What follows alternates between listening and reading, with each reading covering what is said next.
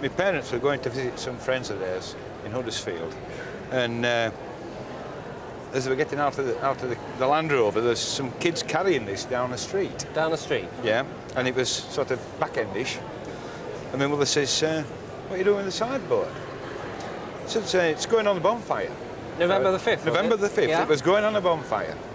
And she says to this kid, she says, here's £5, put it in the Land Rover. And they did, and that was how we... £5? £5, but it was 30 odd years ago. What a bargain. Would you take 10 for it? Double my money. Double your money, no problem at all. Yeah. I'll tell you what it is. This is a late Georgian sideboard, about 1800, 1810. Really?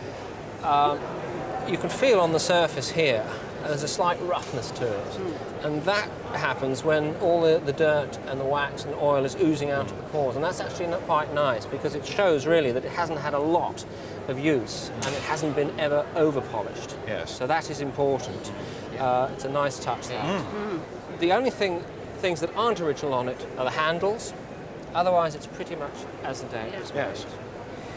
Now, a fiver for it 30 years ago. Well, if this came into auction, if I was cataloguing this, I'd certainly put it in at about 1,800 to 2,500. 2,500. And I really think if you're thinking about insurance value, you've got to be thinking in excess of £4,000. £4,000. Lovely. That's not a bad Not bad increase. for £5, is it? Not bad at all. A very nice English 18th century glass with a spiral twist, beautifully made. Unfortunately, a wreck, badly broken across it. You stuck it together, did you? It's made in Germany. So, about 1900, a ruin. 1905. And it does affect greatly the value. I mean, perfect, that's going to be a few £100. But in this state, very little. No, I suppose we're down to 20, 30 quid. Makes a lot of difference. This is the most extraordinary object. Tell me what it is. Well, it's, we always believe it's a pastry cutter and pressing patterns. Well, it certainly looks like a pastry cutter with this device along the top here, but I think it might be for candy. Oh, And you know, we're not far from Pontefract, are we? No. I wonder if it was used for cutting out and making Pontefract cakes. Oh. I'd like to think that anyway. So this is the actual football that was used in the 1911 Cup final. It is, when Bradford City 1-0 victory over Newcastle United for their only FA Cup win. And how did it come into your possession? Well, it actually belongs to the club. So it it's- usually lives in the trophy cabinet. So it's been with Bradford ever since It has, their only FA Cup victory. And of course that was pre-Wembley days, wasn't it? It was. They actually drew 0-0 at Crystal Palace, and then the replay was at Old Trafford. Oh, was it? On the Wednesday, apparently. Great day for Bradford. Great day, yeah. One of a few great days, although things are quite good at the moment. Yes, because they're back in the Premier League, aren't they? Well, that really is something special, to have a ball from the Cup final dating from 1911. And if it came up on the open market, I would expect it to fetch probably in the region of £3,000 to £5,000 at Oh, the auction. chairman will be pleased.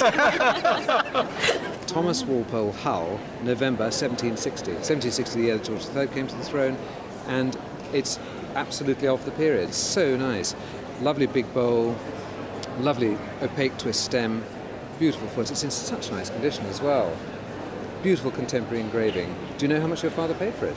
not very much, being a Yorkshireman. It's a shame he didn't come from Hull, though. He's had it, I would think, well over 40 years, and it was his favourite piece. Right. And my favourite piece now. Well, I think one of the things that's going to add to its value is if we can find out who Thomas Walpole Hull is. I do suggest that you perhaps contact the main churches in Hull, the parish records in Hull, because somewhere a man who was able to afford a glass like this would almost certainly be recorded in one of the parish records. So it would be well worth checking it out. In the absence of knowing whether Thomas Walpole was a grand man or not, it's still going to be worth, for insurance, about £800. Oh, splendid. So well worth checking out. Indeed. An Great. exciting research project. Absolutely.